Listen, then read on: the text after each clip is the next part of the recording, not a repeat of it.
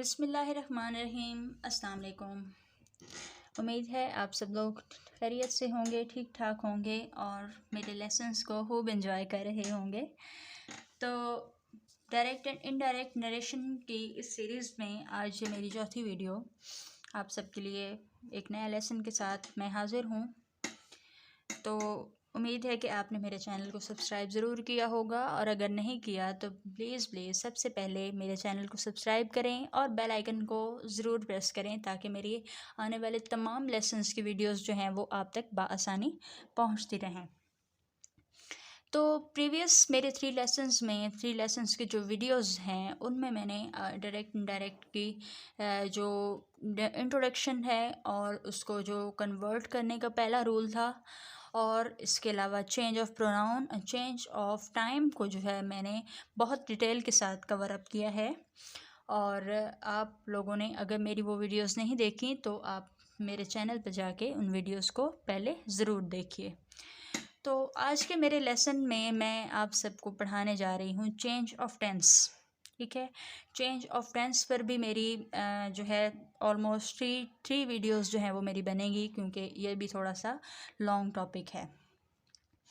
तो इस को शुरू करने से पहले सबसे पहले मैं आपको बता दूं कि चेंज ऑफ रिपोर्टिंग वर्ब क्या होता है। अब ये भी टेंस का ही हिस्सा है।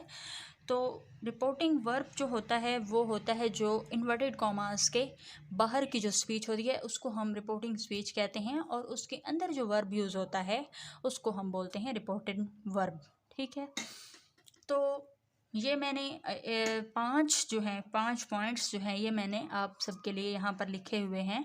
ठीक है, और इसको जो है आप सब लोग नोट डाउन कर लीजिए ताकि आपको इसको बाद में मुश्किल ना हो समझने में। साथ साथ इसको मैं यूज़ भी करती रहूँगी, बट बेटर यही है कि आप इसको अपने नोटबुक में सेव कर लीजिए। तो जब रिपोर्टिंग वर्ब जो है, रिपोर्टिंग स्पीच का जो रिपोर्टिंग वर्ब होता है वो जब आ जाता है सैड टू, ठीक है, तो सैड टू चेंज हो जाता है किसमें, टोल्ड में। ठीक है, तो अब ये बात आपने याद रखनी है कि टोल्ड के साथ टू जो है वो नहीं यूज़ होता। अब क्यों यूज़ नहीं होता, ये भी एक डिफरेंट टॉपिक है जो कि वर्ब की जो वीडियो मेरी नेक्स्ट आएगी उसमें मैं आपको इसको डिटेल में समझाऊंगी। फ़िलहाल आप सिर्फ रिपोर्टिंग वर्ब को ही चेंज करने का तरीका सीख लीजिए। तो ये सारे जो हैं ये तो कॉमन से हैं जो कि मैंने आपको समझा दी। अब सर और मैडम जो है, जिस सेंटेंस के अंदर सर या मैडम यूज़ हो जाएगा वहाँ पर सर और मैडम के नाउन को रिमूव करके वहाँ पर हम यूज़ कर लेंगे रिस्पेक्टफुली। ठीक है, अब ये कैसे है आप तो कंफ्यूज हो रहे होंगे, यकीनन मुझे पता है, क्योंकि ये टॉपिक ही ऐसा है कि इसको जब तक हम हर चीज़ की बहुत ज़्यादा डिटेल में ना जाएं तो ये समझ में नहीं आता। My assistant said to me, "Sir, your team is not as good as it used to be." ठीक है, कि मेरे असिस्टेंट ने मुझे कहा कि सर आपकी टीम अब ऐसी अच्छी नहीं है जैसे कि पहले हुआ करती थी। अब आप ये देखें कि ये कन्वर्सेशन का सेंटेंस जो है ये असिस्टेंट और सर के दरमियान है। ठीक है, यानी कि सर और असिस्टेंट जो है वो आपस में कन्वर्सेट कर रहे हैं। तो जब ये सर या मैडम जो है ये जब किसी दूसरे बंदे को बताएगा, ठीक है, बताएगी या बताएगा, तो वो चेंज कुछ ऐसे कर देगी कि my assistant respectfully said to me that my team is not as good as it used to be. ठीक है, कि मेरे असिस्टेंट ने बहुत ही एहतराम के साथ मुझे कहा कि मेरी टीम अब उतनी अच्छी नहीं है जैसे कि पहले थी। यहाँ रिस्पेक्टफुली के साथ एक और वर्ड भी यूज़ हो सकता है, पोलाइटली। पोलाइटली ये इसका अल्टरनेटिव है, यानी कि दोनों जो है ना वो यूज़ हो सकते हैं, दोनों सेंस में यूज़ हो सकते हैं। तो ये था मेरा रिपोर्टिंग वर्ब को चेंज करना। ठीक है, इसके अलावा एक और दो तीन और भी पॉइंट्स हैं जो कि इसको रिपोर्टिंग वर्ब में आते हैं। वो ये है कि जैसे आप अगर किसी सेंटेंस के अंदर यूज़ करें हुर्रा, तो इसको हम चेंज कर देते हैं एक्सक्लेम्ड विद जॉय। यानी कि फॉर एग्ज़ाम्पल मैं बोलूँ कि hurrah my team won the match, ठीक है। तो जब मैं इसको बोलूँगी, इनडायरेक्ट में चेंज करूँगी, तो मैं बोलूँगी आई exclaimed with Joy that my team won the match. ठीक है। सेम द वे अलाज भी इसी तरह से यूज़ होता है। अलाज के लिए हम दो जो है ना वो चेंज करते हैं वर्ब्स। वो ये है कि exclaimed with sorrow and exclaimed sadly. तो यानी कि मैं उसी सेंटेंस को अब मैं सैड मोमेंट में अगर मैं चेंज कर दूं तो मैं बोलूँगी alas my team lost the match. तो मैं बोलूँगी उसको आई एक्सक्लेम्ड सैडली या फिर I exclaimed with sorrow that my team lost the match. तो जब जहाँ पर खुशी और गमी का जो कंसेप्ट आएगा, जो रिपोर्टिंग स्पीच के अंदर जो खुशी और गमी का नाउन आएगा, ठीक है, उस वहाँ पर हम क्या यूज़ करेंगे, exclaimed with Joy and explained with sorrow या एक्सप्लेम्ड सैडली। इसके बाद हमारा एक और पॉइंट है, वो है जैसे हम कोई चीज़ देखें तो हम उसके बारे में बोलते हैं wow what a weather, wow what a museum.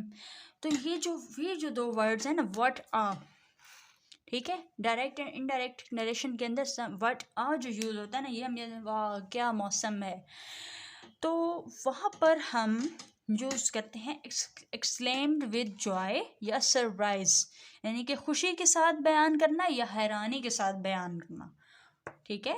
तो मैं इसको चेंज करूँगी तो मैं बोलूँगी पेनी एक्सक्लेम्ड विद जॉय, या फिर मैं बोलूँगी Penny exclaimed with surprise that it was a beautiful museum. ठीक है, यानी कि हैरानी से बोल रही है या फिर खुशी से बोल रही है। तो दोनों सूरतों में जो है वो क्या शो हो रहा है हमारा, या तो खुशी शो हो रही है या फिर किसी चीज़ की को पहली दफ़ा देखने की हैरानी।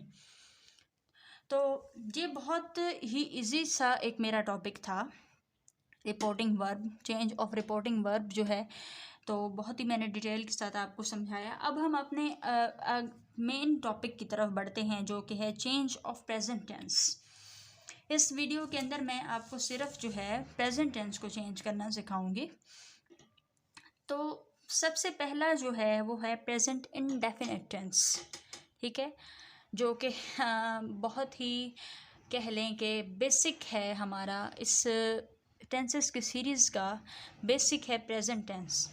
अभी आप सोच रहे होंगे कि मैंने अपने चैनल पर टेंसेस की वीडियोस तो अपलोड नहीं की, बट मैं अपने डायरेक्ट एंड इनडायरेक्ट नरेशन के अंदर टेंसेस को शो कर रही हूँ। तो मैं आपको ये याद करवा दी जाऊँ कि डायरेक्ट एंड इनडायरेक्ट नरेशन का जो ये सीरीज़ है, ये मैंने अपने स्टूडेंट्स के रिक्वेस्ट पर जो है वो मैंने बनाई है। तो इंशाल्लाह ताला अगली मेरी वीडियोस में मैं टेंसेस जो हैं वो 1 बाय 1 मैं आपको बहुत ही डिटेल के साथ समझाऊंगी। ठीक है। तो चेंज ऑफ प्रेजेंट टेंस में सबसे पहले आ जाता है प्रेजेंट इंडेफिनिट टेंस। ठीक है, प्रेजेंट इंडेफिनिट टेंस का सबसे पहले मैं आपको बताऊं कि जब प्रेजेंट इंडेफिनिट टेंस के अंदर कोई भी यूनिवर्सल ट्रुथ या कोई भी हैबिचुअल फैक्ट होगा तो उसका इनडायरेक्ट नरेशन में कोई भी चेंज नहीं होगा। उसके सेंटेंसेस को हम इनडायरेक्ट में चेंज कर भी लें तो वहाँ पर हमारा टेंस जो है और हमारे हेल्पिंग वर्ब्स जो हैं या हमारी फॉर्म्स ऑफ वर्ब्स जो हैं वो बिल्कुल भी चेंज नहीं होंगी। यूनिवर्सल ट्रूथ्स कौन से होते हैं? यूनिवर्सल ट्रूथ वो ट्रूथ होते हैं जो कि आलमगीर हकीकत जिसको हम कहते हैं या आलमगीर सदाकत जिसको हम कहते हैं। मिसाल के तौर पर इसके बारे में अगर मैं बात करूं तो ये होता है कि मैं अगर बोलूं कि teacher said the sun rises in the east, कि टीचर ने कहा कि सूरज मशरिक से तुलू होता है। तो अब सूरज जो है वो डेली ही मशरिक से तुलू होता है।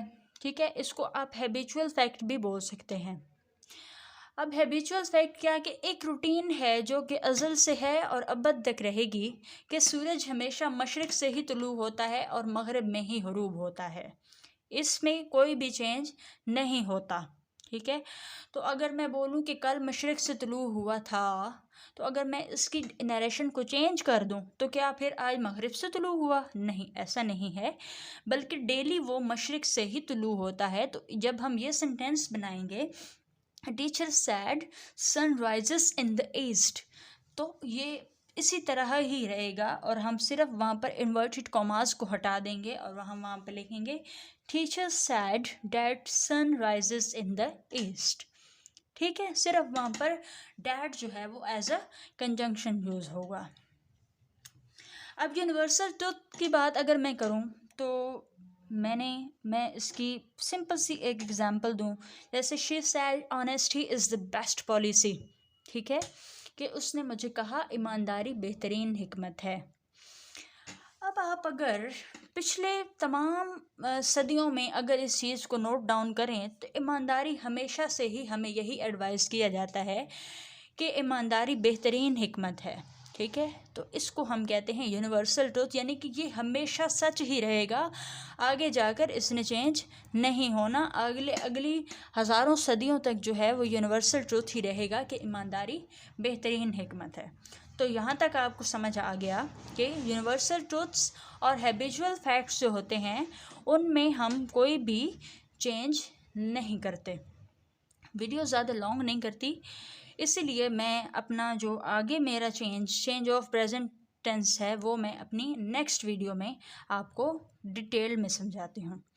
तो मिलते हैं अपनी अगली वीडियो में। वीडियो पसंद आई हो तो चैनल को लाइक करें, वीडियो को लाइक करें, चैनल को सब्सक्राइब करें और अपने फीडबैक से ज़रूर आगाह करें। अल्लाह हाफिज़।